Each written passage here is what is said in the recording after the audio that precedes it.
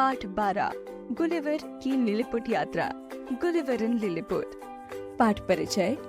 मान लीजिए आप किसी ऐसे स्थान पर पहुंच जाएं जहां के निवासी कुछ विचित्र हों, तब आप कैसा अनुभव करेंगे? कुछ ऐसा ही अनुभव गुलिवर को हुआ जब वो लिलीपुट नामक देश में पहुंच गया। पाठ का उद्देश्य: कौशल, वाचन श्रवण, पठन पाठन, मौखिक व लिखित प्रश्नोत्तर। पाठ से आगे चिंतन और मनन। व्याकरणिक: समस्त पद, पर्यायवाची, विलोम, वर्तनी सही करना, कारक चिन्ह। विषय संवर्धन गतिविधियाँ: जीवन कौशल, रचनात्मक कौशल, लेखन, संवाद। शिक्षा: हमें लोगों के प्रति दया भाव रखना चाहिए। गुलिवर पानी के एक जहाज पर नौकरी करता था। एक बार जब वो दक्षिण पूर्वी द्वीप समूह की ओर जा रहा था तो उसका जहाज एक समुद्री तूफान में फंस गया और देखते ही देखते समुद्र में डूब गया। गुलिवर जैसे तैसे तैरकर समुद्र के किनारे तक पहुंचा। तूफान में तैरकर किनारे तक पहुंचना आसान काम नहीं था। तैरते तैरते वो बहुत थक गया था, इसीलिए किनारे पर ही लेट गया। लेटते ही उसे नींद आ गई। जब वो जागा तो उसने देखा कि उसका पूरा शरीर पतले धागों से बंधा हुआ है। गुलिवर को देखकर बड़ा आश्चर्य हुआ।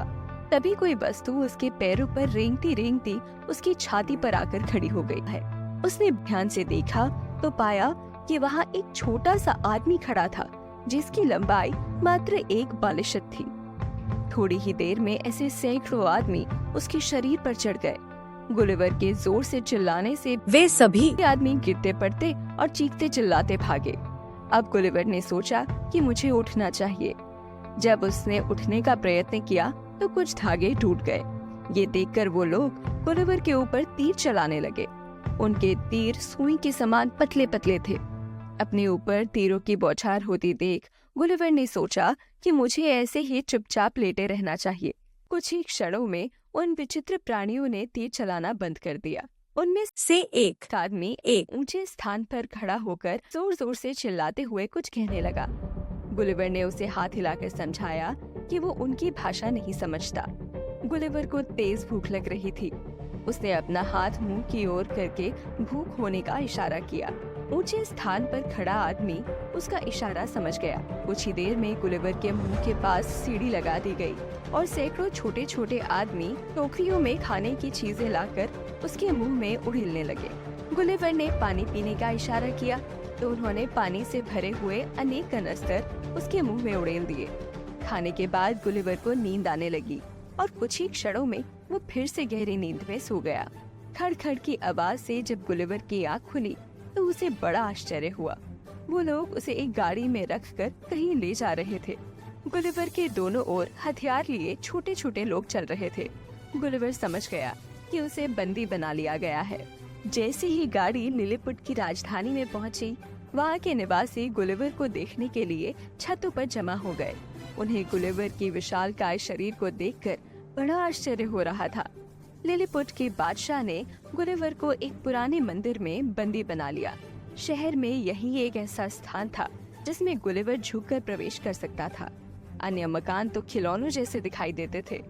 लिलीपुट वासी गुलिवर के पहाड़ जैसे शरीर को देखकर आश्चर्यचकित थे और गुलिवर उनके छोटे से संसार को देखकर हैरान था। वहाँ पर कुछ शरारती लोग गुलिवर पर तीर चलाने लगे। एक तीर उसकी बाईं आंख पर लगा।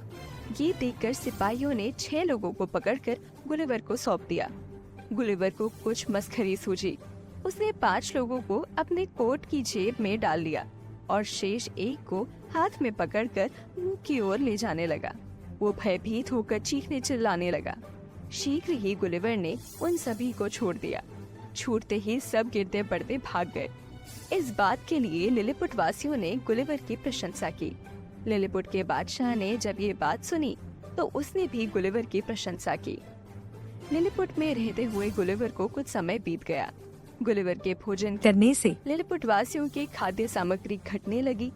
इस बात से राज दरबार के लोग चिंतित होने लगे।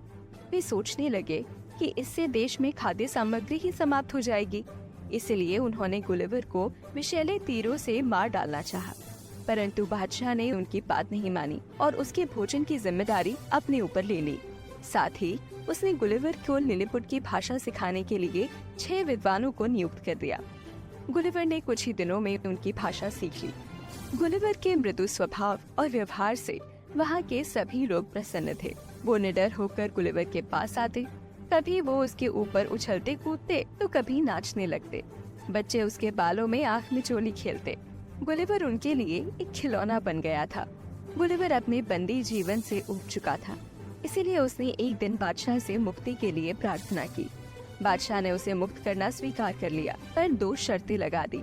पहली ये कि वो बादशाह की आज्ञा के बिना कहीं भी आ जा नहीं सकेगा, और दूसरी ये कि युद्ध के समय वो लिलीपुट वासियों की सहायता करेगा। कुछ दिनों बाद पड़ोसी देश ब्लेफुस्को के बादशाह ने एक लड़ाकू जहाजी बेड़ा तैयार कर लिया। वो लिलीपुट पर हमला करना चाहता था। गुलिवर ने लिलीपुट वासियों की सहायता करने का विचार बनाया। उसने रस्सियां और कांटे लिए और ब्लेफुस्को की खाड़ी की ओर चल दिया। ये खाड़ी गुलिवर के लिए गहरी न थी, पर उन लोगों के लिए तो महासागर के समान थी। गुलिवर खाड़ी में घुस गया और उसने वहाँ खड़े हुए जहाजों को कांटों में फंसा लिया और उन्हें खींचते हुए लिलीपुट की खाड़ी की ओर चल दिया। ब्लेफुस्को के सैनिक गुलिवर पर तीर बरसाने लगे, पर चश्मे और चमड़े के कोट के कारण उसका कुछ न बिगाड़ पाए। जब गुलिवर ब्लेफुस्को के जहाजों को लेकर लिलीपुट की खाड़ी में पहुंचा, तो वहां के बादशाह और निवासियों ने उसका उछल उछल कर स्वागत किया। बादशाह ने प्रसन्न होकर गुलिवर को देश की सबसे बड़ी उपाधि से सम्मानित किया। एक दिन गुलिवर लिलीपुट की खाड़ी के किनारे घूमते घूमते दूर जा पहुंचा। वहाँ उसे पानी में एक बड़ा तख्त तैरता दिखाई दिया। वो एक उल्टी नाव थी। गुलिवर उसे देखकर खुशी से नाचने लगा। उसने वो नाव खाड़ी के किनारे बांध दी। अब गुलिवर को अपने देश की याद सताने लगी थी, इसीलिए उसने राजा से अपने देश जाने की आज्ञा मांगी। राजा ने आज्ञा दे दी और नाव में भरपूर खाद्य सामग्री लगवा दी। खाड़ी के किनारे सभी लिलीपुटवासी एकत्रित हो गए। उन्होंने बड़े ही प्रेम से गुलिवर को विदा किया। गुलिवर अपने देश की ओर चल दिया। रास्ते में उसे एक जहाज दिखाई दिया। उसके संकेत करने पर जहाज के लोगों ने उसे देख लिया और ऊपर खींच लिया। सौभाग्य से यह जहाज उसके ही देश का था। उस जहाज के माध्यम से वो सकुशल अपने देश पहुंच गया।